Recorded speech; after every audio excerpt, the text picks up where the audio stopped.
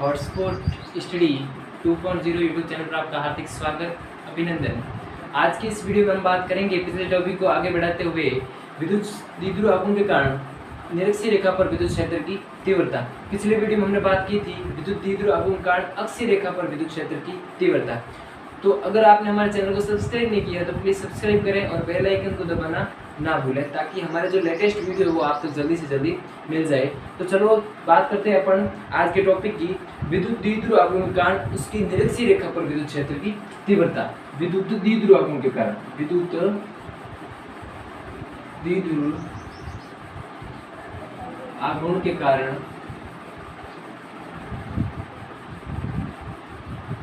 निरक्षीय रेखा पर। अब देखो इस निरक्षीय रेखा पर क्वेश्चन एग्जाम में इस तरीके से भी आ सकता है कि विषुवतीय तल पर या विषुवतीय रेखा पर, तो अपन कह सकते हैं विषुवतीय, ठीक है, इसको विषुवतीय बोला जाता है रेखा पर विद्युत क्षेत्र। ये अपनी आज की हेडिंग हो गई। आज इसको पूरा डेरिवेशन अपने इस पर बात करेंगे। तो चलो इसको डेरिवेशन को समझने से पहले आपको एक दो बातों का ध्यान होना चाहिए जो पिछले वीडियो में हमने बात की थी कि भाई बिंदु आवेश के कारण विद्युत क्षेत्र की तीव्रता क्या होती है और प्लस क्यू आवेश तथा माइनस क्यू आवेश के कारण उसकी विद्युत क्षेत्र रेखा किस तरफ होती है। तो वो अपने पिछले वीडियो में बात की थी। अगर आपने हमारा पिछला वीडियो नहीं देखा तो वो भी देखें और उसका लिंक आपको डिस्क्रिप्शन में मिल जाएगा। तो देखो अपन डायग्राम से समझने की कोशिश करते हैं इस पूरे डेरिवेशन को।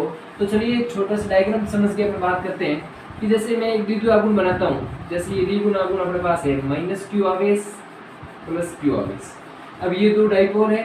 अब डाइपोल अब पता है अपन को डाइपोल है तो क्या इसमें दूरी क्या होगी इनकी 2a। अपने परिभाषा में अच्छी तरीके से समझा कि माइनस क्यू आवेश प्लस क्यू आवेश उनके बीच की दूरी कितनी है 2a। अब अपन बात करते हैं कि अपन को पता है कि जो ये केंद्र O है इससे r दूरी पर स्थित बिंदु P पर विद्युत क्षेत्र की तीव्रता ज्ञात करनी है। अब इसी तरह क्योंकि अक्षीय रेखा पर तो कौन सी थी जो इनको जोड़ने वाली थी तथा वो निरक्षीय रेखा कौन सी जो इसके केंद्र से लंब पर हो, तो उस बिंदु पर क्या लंब से अपन बिंदु P पर अपन को क्या ज्ञात करनी है विद्युत क्षेत्र की तीव्रता ज्ञात करनी है। और अपन को पता है इनके बीच की दूरी कितनी है r है। ये तो अब ये कितनी दूरी हो गई, ये 2a है तो ये कितनी हो गई, इसको नाम दे दिया a। तो ये हो गई क्यू माइनस क्यू आवेश से वो इसकी दूरी होगी a और ये भी हो गई a। हुई कि नहीं हुई, सीधी सीधी बात है। अब अपन कहें कि अगर अपने पास ये r है ये a है तो अपन कह सकते हैं कि अगर ये दूरी अपन निकालना चाहें और ये वाली भी निकालना चाहें तो अपने पास सीधा सीधा देखो समकोण है, ये समकोण त्रिभुज बन रहा है, ये भी समकोण त्रिभुज बन रहा है। तो समकोण त्रिभुज बन रहा है तो देखो अपन सिंपल मेथड गणित में अपन पढ़ते हैं कि पाइथागोरस प्रमेय से अपन ये वाली कर्ण वाला जो भुजा है ये भी अपन ज्ञात कर सकते हैं, इसकी दूरी भी ज्ञात कर सकते हैं। तो मैं इसको नाम देता हूँ a, इसको नाम दे देता हूँ b, इसको नाम दे दिया मैंने c।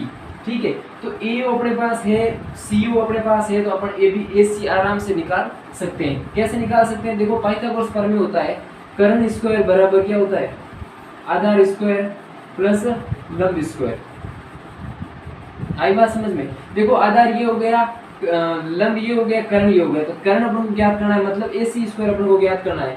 तो ac स्क्वायर बराबर क्या हो जाएगा आधार स्क्वायर मतलब a स्क्वायर। आधार कितना है, आधार की लंबाई कितनी है a और लंब स्क्वायर कितना हो गया r स्क्वायर। तो ये हो गया a square plus r square. अब ac स्क्वायर इधर है, इधर मैं स्क्वायर हटाऊंगा तो मेरे पास क्या हो जाएगा ac square plus r square, इस पर क्या आ जाएगा वर्गमूल आ जाएगा, अंडर रूट आ जाएगा। अब अगर ac इतनी है तो इस वाले सेम की सेम वहाँ पे इधर भी देखो, इधर भी भुजा a है इधर भी r है, तो अपन कह सकते हैं कि bc भी अपने पास कितनी आ जाएगी सेम आ जाएगी। आएगी नहीं आएगी, तो अपन कह सकते हैं कि ये वाली हो जाएगी a square plus r square, ये वाली भी हो जाएगी a square plus r square. इतनी बात तो अब सिंपल है, कोई दिक्कत नहीं है, अपने बात आएगी। अब अपन को क्या करना है कि अगर अपन बिंदु P पर निरक्षीय रेखा पर विद्युत क्षेत्र की तीव्रता ज्ञात करनी है तो अपने को क्या करना पड़ेगा, इस बिंदु P पर विद्युत क्षेत्र की जो दिशा होगी उसको क्या करना पड़ेगा, अपन को घटक में विभाजित करना पड़ेगा। ठीक है, तो अब देखो अपन को पता होना चाहिए कि प्लस क्यू आवेश के कारण विद्युत क्षेत्र रेखा किस तरफ होती है और माइनस क्यू आवेश के कारण विद्युत क्षेत्र रेखा किस तरफ होती है। तो अपन को पता है अच्छी तरीके से कि माइनस क्यू आवेश के कारण विद्युत क्षेत्र की दिशा होती है वो आवेश की तरफ होती है, आवेश की क्या होती है तरफ होती है। और जब प्लस क्यू आवेश के कारण विद्युत क्षेत्र की रेखा है वो क्या होती है आवेश से दूर की तरफ होती है। क्या होती है आवेश से दूर की ओर होती है, अनंत की तरफ होती है। तो अपन देखो यहाँ पे माइनस क्यू आवेश है तो माइनस क्यू आवेश के कारण विद्युत क्षेत्र की देखो विद्युत क्षेत्र दिशा की किस तरफ होगी, तो देखो विद्युत क्षेत्र की दिशा होगी वो इस तरफ होगी कि नहीं होगी, तो ये होगी E माइनस क्यू के कारण दिशा हो गई इस तरफ हो गई। अब अपन बात करें कि जैसे ये जो माइनस क्यू आवेश के कारण थी विद्युत क्षेत्र वो इधर होगी। अब प्लस क्यू आवेश की बात करें तो प्लस क्यू आवेश के कारण विद्युत क्षेत्र की दिशा होगी वो क्या होगी, इस तरफ होगी, आवेश से विपरीत, मतलब आवेश से दूर की तरफ, ई प्लस क्यू। अब अपन बात करते हैं कि यहाँ पे देखो कि ये दिशा अपन बात कर ली, अलग अलग दिशा में अपन ने बांट दिया। अब अपन क्या करना पड़ेगा, जो इस माइनस क्यू इसको क्या करें, घटकों में विभाजित करना पड़ेगा। क्या करना पड़ेगा, घटकों में विभाजित करना पड़ेगा। तो देखो घटकों में विभाजित करने से पहले मैं आपको देखूं कि मान लो कि जो ये वाला कोण है, मान लिया अपन ने कि जो ये वाला कोण है वो है थीटा। क्या है, थीटा है। तो ये वाला कोण थीटा है तो ये वाला भी कोण थीटा होगा। ठीक है, क्यों होगा, क्योंकि देखो यहाँ पे एक सरल रेखा बन रही है, सरल रेखा इस तरीके से बन रही है, सरल रेखा बन रही है। देखो ये जो सरल रेखा जा रही है ये, और यहाँ पर भी ये देखो ये गुजर रही है। अब देखिए ये कोण थीटा है तो ये वाला कोण भी थीटा होगा, होगा कि नहीं होगा, क्यों होगा, क्योंकि सरल रेखा पर आ रही है और ये देखो ये वाले दोनों क्या है, समांतर रेखा से गुजरी है। तो ये वाला भी देखो और ये वाला देखो समांतर रेखा से गुजरी है, तो इसलिए ये वाला कोण थीटा हुआ तो ये वाला कोण थीटा हुआ, और ये थीटा है तब ये भी थीटा होगा। आई बात समझ, क्योंकि सममिति के कारण यहाँ पे क्या होता है, थीटा होता है। ये जो सामान्य गणित है, कोई विशेष बात नहीं है। अब अपन बात करते हैं कि भाई ये भी कोण थीटा हो गया, ये भी कोण थीटा हो गया। अब अपन को बात होनी चाहिए 11वीं क्लास की, अपन बात करते हैं कि अब विद्युत क्षेत्र E माइनस क्यू और E प्लस क्यू को इसको घटकों में विभाजित करेंगे। अपन ने कोण थीटा भी प्रदर्शित कर दिया, भाई मान लिया यहाँ पर कोण थीटा है। अब अपन क्या करना है, घटकों में विभाजित करना है। घटकों का मतलब है कि साइन थीटा और कोस थीटा में इसको विभाजित करना है। तो हमेशा बात ध्यान रखना कि जब अपन थीटा की तरफ आते हैं, जब कोई भी ये त्रिभुज है, अपन क्या करते हैं, थीटा की तरफ आते हैं, कोई भी थीटा की तरफ आएंगे अपन, तो थीटा की तरफ आते हैं तो हमेशा ध्यान रखना क्या आएगा, कोस थीटा आएगा। क्या आएगा, कोस थीटा, कोस थीटा आएगा। अब जैसे देखो कोस थीटा आएगा, और जैसे ही अपन थीटा से दूर जा रहे हैं, क्या करें, थीटा से दूर जा रहे हैं तो वहां पर आएगा साइन थीटा। क्या आएगा, साइन थीटा। तो अपन देखो इस थीटा की बात करते हैं, ये इस वाले थीटा की देखो क्या बात करते हैं, कैसे करते हैं। देखो ये जो बिंदु P है, इससे देखो इस पहले इस बिंदु पर बात करते हैं, इस थीटा के लिए बात कर रहे हैं अपन। तो देखो यहाँ से जो ये थीटा है, इससे अपन क्या कर रहे हैं, अब थीटा की तरफ आ रहे हैं। तो ये जो ये थीटा यहाँ से ये विद्युत क्षेत्र की दिशा है E माइनस क्यू, इसके घटकों में विभाजित करेंगे। तो यहाँ से देखो ये क्या करें, इससे विद्युत क्षेत्र इस दिशा में जाएंगे, मतलब थीटा की तरफ जा रहे हैं। तो तरफ जा रहे हैं तो देखो इससे क्या होगा, इसकी दिशा किधर हो जाएगी, E minus Q cos theta आएगी, नहीं है, क्योंकि अपन थीटा की तरफ आ रहे हैं तब आएगा E minus Q cos theta. ये होता है घटकों में विभाजित करने का तरीका। दूसरी बात अपन बात करते हैं, जब अपन ये इस थीटा है, इस थीटा से क्या करें, अपन दूर की तरफ आ रहे हैं, दूर की तरफ आ रहे हैं, दूर की तरफ आ रहे हैं, मैंने क्या कहा, क्या आएगा, साइन थीटा। तो यहाँ पे आ जाएगा, ये इस दिशा में आ जाएगा अपने पास E माइनस का क्यू साइन थीटा। ये तो बात होगी इस थीटा के लिए। अब अपन बात करते हैं ये वाले थीटा के लिए।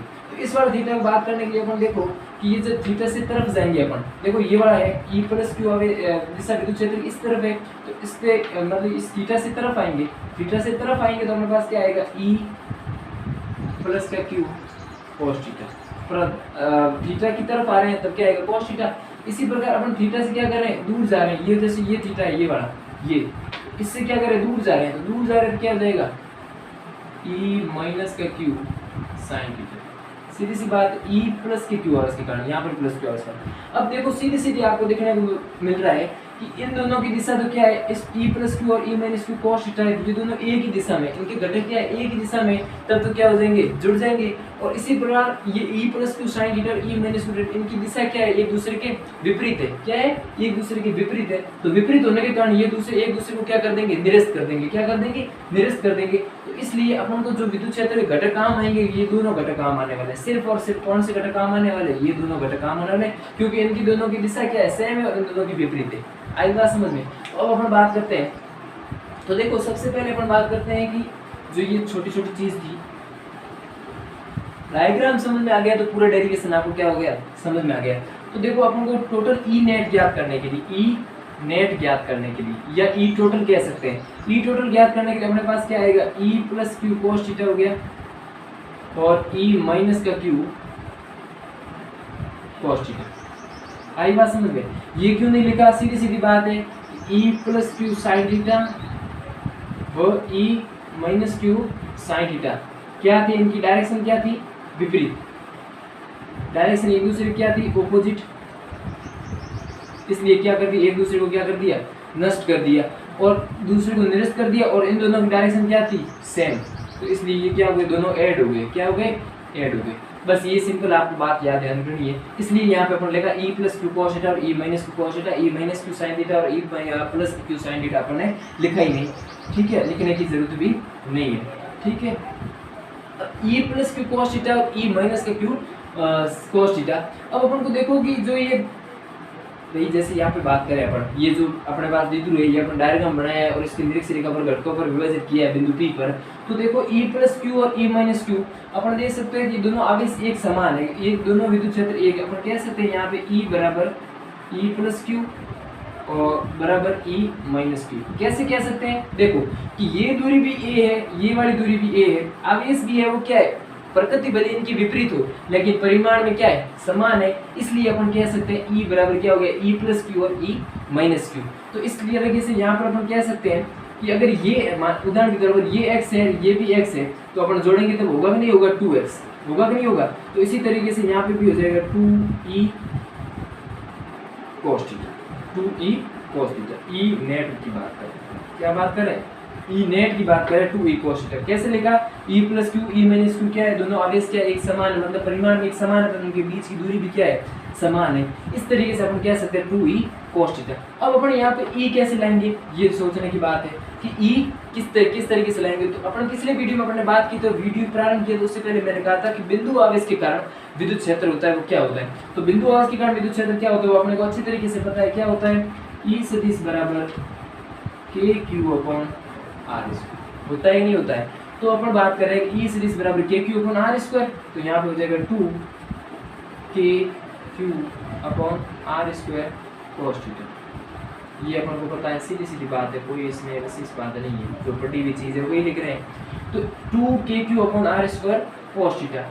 अब देखो अपने पास r अपने पास बिल्कुल है, ये वाली दूरी ये अपने पास है, a o ले लो या a c ले लो या b c ले लो, सेम बात है, कोई भी ले लो। तो अपने पास दूरी कितनी है, r बराबर कितनी है, a स्क्वायर प्लस का r स्क्वायर है। तो मैं यहाँ पे दूरी को मान रख दूंगा k q upon r square है, r स्क्वायर है तो ये r है, स्क्वायर होगा तो क्या होगा, अंडर हट जाएगा, तो ये हो जाएगा a स्क्वायर प्लस का r स्क्वायर और cos थीटा। आई बात समझ में, ये अपने पास सीधी सीधी बात होगी, कोई विशेष इसमें बात नहीं है। अब देखो कि के क्यू अपॉन cos थीटा अपने पास आ गया, के q upon cos theta E net आ गया अपने पास, इतना आ गया। अब देखो कि सर आगे क्या करेंगे, बात आती है कि आगे क्या करेंगे। तो आगे अपन को देखो क्या कर सकते हैं, अपन cos थीटा है, cos थीटा का मान रख सकते हैं। तो मैं लेता हूँ, देखो सीधी सीधी बात है, अपने पास एक त्रिभुज लेता हूँ मैं, त्रिभुज ए ओ सी ले लेता हूँ, कोई भी ले सकते हो, ये वाला भी ले सकते हो, सेम है। त्रिभुज ए ओ सी में, त्रिभुज ए ओ सी में cos थीटा क्या हो जाएगा, देखो cos थीटा बराबर अपन को पता है लाल बटा कक्का से क्या होता है, आधार बटा करण। ये अपन 12th में आराम से पढ़ते हैं, गणित में पढ़ते हैं। तो अब cos थीटा बराबर क्या हो गया, आधार बटा करण। अब आधार क्या हो गया, अब इसमें देखो आधार कितना है, ए ओ और करण कितना हो गया, ए सी। अब ए ओ का अपन को पता है मान क्या है, ए, और करण का कितना हो गया, ए स्क्वायर प्लस का आर स्क्वायर। ये हो गया आधार, cos थीटा अपने कितना आ गया, ये वाला आ गया। तो cos इसको अपने यहाँ पर रख देंगे, रखेंगे नहीं रखेंगे, तो अपने पास क्या हो गया, डेरिवेशन पूर्ण होने की तरफ है, या कह सकते हैं हम रिजल्ट की तरफ बढ़ रहे हैं। तो देखो cos थीटा बराबर अपने मैंने मान रख दिया यहाँ पे, तो ई नेट बराबर हो गया अपने पास, ई नेट बराबर हो गया अपने पास 2 k q upon a square plus r square, और इधर cos थीटा अपने पास मान क्या आया था, ए बटा ए स्क्वायर प्लस आर स्क्वायर। ये चीज़ अपने पास आ गई।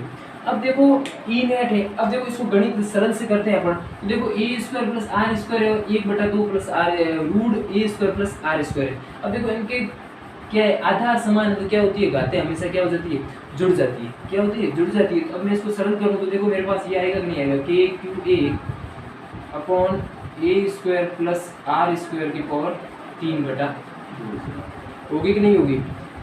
तो देखो अपन कह सकते हैं कि ए स्क्वायर प्लस आर स्क्वायर 3/2 कैसे हुई, क्योंकि इसकी घात भी सेम है, मतलब आधार सेम है, इसका भी आधार सेम है। तो आधार सेम हो क्या, ए की पावर m और ए की पावर n हो तो वो क्या हो जाती है, ए की पावर m प्लस n होती है। वही चीज़ यहाँ पे मैंने की है। अब देखो अपन बात करते हैं कि अपने पास ये तो चलो आ गई। अब सेम ने जैसे उस निरीक्षण वाले में किया था, कैसे कि देखो कि अपन बात कर रहे थे कि जब ये जो दूरी है कौन सी आर स्क्वायर है वो ए की तुलना में क्या है, बहुत अधिक है। क्या है, बहुत अधिक है। इस तरह अपन क्या कर सकते हैं, अपन जो दूरी है ये ए वाली क्या है, बहुत ही छोटी है। क्या है, बहुत ही छोटी, बहुत ही छोटी है किसकी तुलना में, आर की तुलना में। तो इसको क्या कर सकते हैं अपन, ए को क्या कर सकते हैं, नगण्य मान सकते हैं। लेकिन नगण्य मान किस में सकते हैं, जब क्या हो, जोड़ में हो या क्या हो, बाकी में हो, गुणा या भाग में हो, तो अपन नगण्य नहीं मान सकते। इस पिछले वाले वीडियो में मैंने आपको अच्छी तरीके से समझाया है। तो देखो मैं अगर इसको क्या करता हूँ, यहाँ पे नगण्य मान लेता हूँ। क्या मान लेता हूँ, नगण्य मान लेता हूँ। तब मेरे पास क्या आ जाएगा, सीधी सीधी बात है, आर स्क्वायर, इसको सॉल्व करेंगे तो मेरे पास आ जाएगा आर की क्यूब आ जाएगा। क्या आएगा, आर क्यूब आ जाएगा। तो देखो कैसे करते हैं, तो देखो मेरे पास आ गया ये वाली चीज में यहाँ पे लिख लेता हूँ,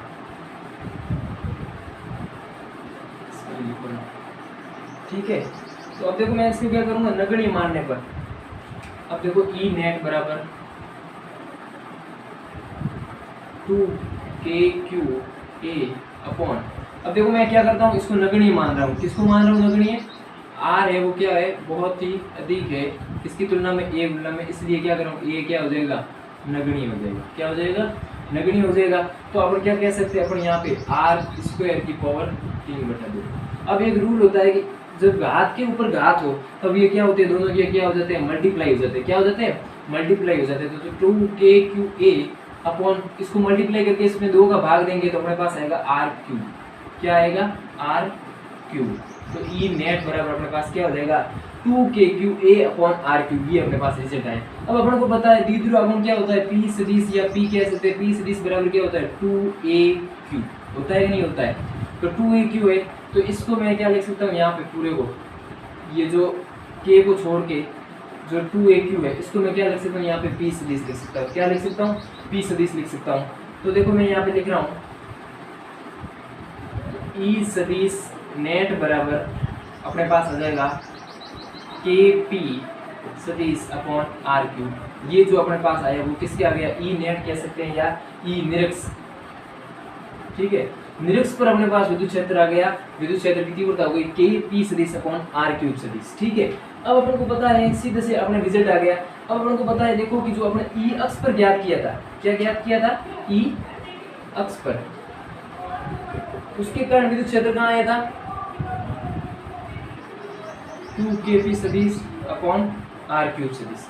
ये अपन ने अक्ष पर ज्ञात किया था तब आया था। अब अपन को आपको सीधे सीधे दिख रहा होगा कि अपन इसमें क्या किया था, जो ये ई नेट निरक्ष है kp अपॉन आर क्यूब है और ई अक्ष है वो 2kp सदिश है। मतलब क्या हो रहा है कि जो ई अक्ष वाला है वो क्या है, दुगुना है किसका, ई नेट निरक्ष का। तो सीधे सीधे दिख रहा है, इसमें कोई विशेष बात नहीं है। तो क्या कहेंगे अपन, देखो ई अक्ष बराबर, ये अपन टेस्ट आ गया अपना, ई अक्ष बराबर, ई अक्ष बराबर क्या हो गया, ई निरक्षीय। दोनों का रिजल्ट तो सेम है, डिटो है, kp सदिश अपॉन आर क्यूब, kp सदिश अपॉन, इसमें फर्क किसका है, 2 का ही है। तो अब मैं कह सकता हूँ ई अक्ष बराबर ई निरक्षीय, यहाँ पे 2 लगा दो तो ये दोनों बराबर हो गए, नहीं होगा। तो इनमें दोनों में क्या हो गया, रिलेशन हो गया। ये दोनों में क्या हो गया, रिलेशन हो गया। मतलब ई सदिश अक्ष बराबर 2e सदिश निरक्षी। तो ये रिजल्ट आता है इन दोनों के बीच में कि ई अक्ष होती है वो क्या होती है, दुगुनी होती है किसकी, ई नेट निरक्ष की। तो ठीक है, अपन बात कर रहे थे, ये रिजल्ट अपने पास आया। अब अपन अगले वीडियो में इसके आगे बात करेंगे। अगर आपको हमारा जो ये वीडियो है वो अच्छा लगा हो तो प्लीज़ लाइक करें और शेयर करें। बहुत बहुत धन्यवाद।